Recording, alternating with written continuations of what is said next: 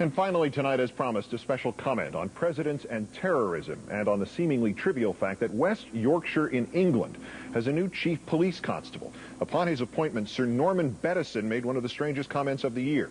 The threat of terrorism, he says, is lurking out there like Jaws 2.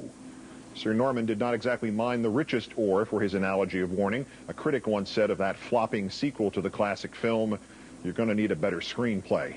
But this obscure British police official has reminded us that terrorism is still being sold to the public in that country and in this, as if it were a thrilling horror movie and we were the naughty teenagers about to be its victims.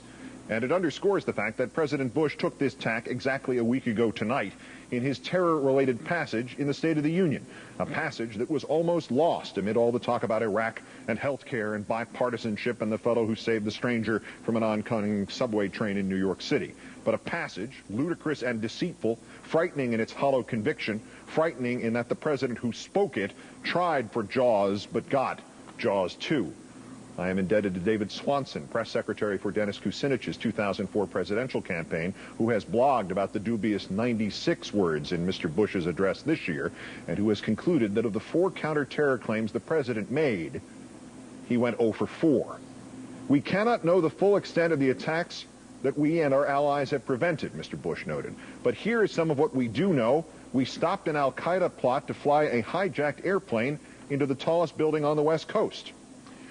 This would, of course, sir, be the purported plot to knock down the 73-story building in Los Angeles, the one once known as the Library Tower, the one you personally revealed so breathlessly a year ago next month. It was embarrassing enough that you mistakenly referred to this structure as the Liberty Tower, but within hours it was also revealed that authorities in Los Angeles had had no idea you were going to make any of the details, whether serious or fanciful, public. Who terrorized Southern California that day, Mr. Bush? A year ago next month, the LA Times quoted a source, identified only by the labyrinthine description, a U.S. official familiar with the operational aspects of the war on terrorism, who insisted that the purported Library Tower plot was one of many al-Qaeda operations that had not gotten very far past the conceptual stage. The former staff director of counterterrorism for the National Security Council, now NBC, and MSNBC counterterrorism analyst Roger Cressy puts it all a little more bluntly. In our conversation, he classified the Library Tower story into a category he called the what-ifs, as in the old Saturday Night Live sketches that tested the range of comic absurdity. What if Superman had worked for the Nazis? What if Spartacus had a Piper Cub during the battle against the Romans in 70 B.C.? More ominously, the LA Times source who debunked the Library Tower plot story said that those who could correctly measure the flimsiness of the scheme, quote, feared political retaliation for providing a different characterization of the plan than that of the president. But, Mr. Bush, you are the decider, and you decided that the library story should be scored as 1 for you, and you continued with a second dubious claim of counter-terror success. We broke up a Southeast Asian terror cell grooming operatives for attacks inside the United States, you said. Well, sir, you've apparently stumped the intelligence community completely with this one.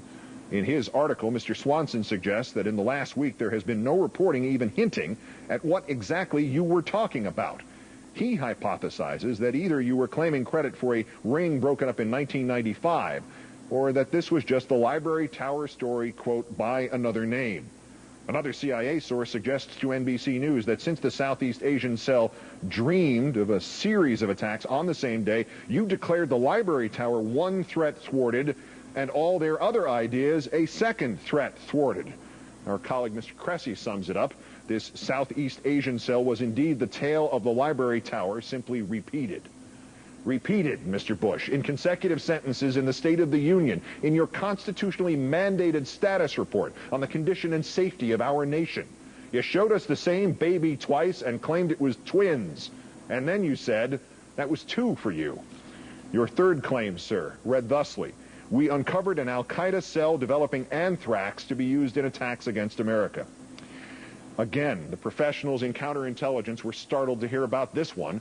Last fall, 2 Washington Post articles cited sources in the FBI and other governmental agencies who said that hopes by foreign terrorists to use anthrax in this country were fanciful at best and farcical at worst. And every effort to link the 2001 anthrax attacks, the mailings in this country, to foreign sources has also struck out. The entire investigation is barely still alive at this point. Mr. Cressy goes a little further. Anything that might even resemble an al-Qaeda cell developing anthrax, he says, was in the, quote, dreaming stages. Mr. Cressy used as a parallel those pathetic arrests outside Miami last year, in which a few men wound up getting charged as terrorists because they could not tell the difference between an al-Qaeda operative and an FBI informant. Their, quote, ringleader, unquote, seemed to be much more interested in getting his terrorist masters to buy him a new car than in actually terrorizing anybody. That's 3 for you, Mr. Bush. And just last August, you concluded, British authorities uncovered a plot to blow up passenger planes bound for America over the Atlantic Ocean. In a series of dramatic raids then, 24 men were arrested. Turned out, sir, a few of them actually had gone on the internets to check out some flight schedules. Turned out, sir, only a few of them actually had the passports needed to even get on the planes. The plot to which President Bush referred was a plot without bombs. It was a plot without any indication that the essence of the operation, the in-flight mixing of the volatile chemicals carried on board in sports drink bottles, was even doable by amateurs or professional chemists. It was a plot even without sufficient probable cause. 1/3 of the 24 people arrested that day, exactly 90 days before the American midterm elections, have since been released by the British. The British had been watching those men for a year. Before the week was out, their first statement that the plot was ready to go in days had been rendered inoperative. British officials told NBC News the lack of passports and plans, told us that they had wanted to keep the suspects under surveillance for at least another week. Even an American official confirmed to NBC's investigative unit that there was disagreement over the timing. The British then went further. Sources inside their government told the English newspaper The Guardian that the raids had occurred only because the Pakistanis had arrested a man named Rashid Rauf. That Rauf had only been arrested by Pakistan because we had threatened to do it for them, that the British had acted only because our government was willing, to quote that newspaper The Guardian again, to ride roughshod over the plans of British intelligence. Oh, and by the way, Mr. Bush, an anti-terrorism court in Pakistan reduced the charges against Mr. Rauf to possession of bomb-making materials and being there without the proper documents. Still, sir, evidently that's close enough. Score 4 for you. Your totally black and white conclusions in the State of the Union were based on one gray area and on 3 palettes on which the experts can't even see smudge, let alone gray. It would all be laughable, Mr. Bush, were you not the President of the United States.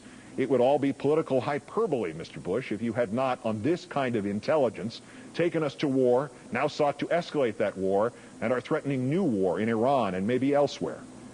What you gave us a week ago tonight, sir, was not intelligence, but rather a walkthrough of how speculation and innuendo, guesswork and paranoia, daydreaming and fear-mongering combine in your mind and the minds of those in your government into proof of your daring do and your success against the terrorists.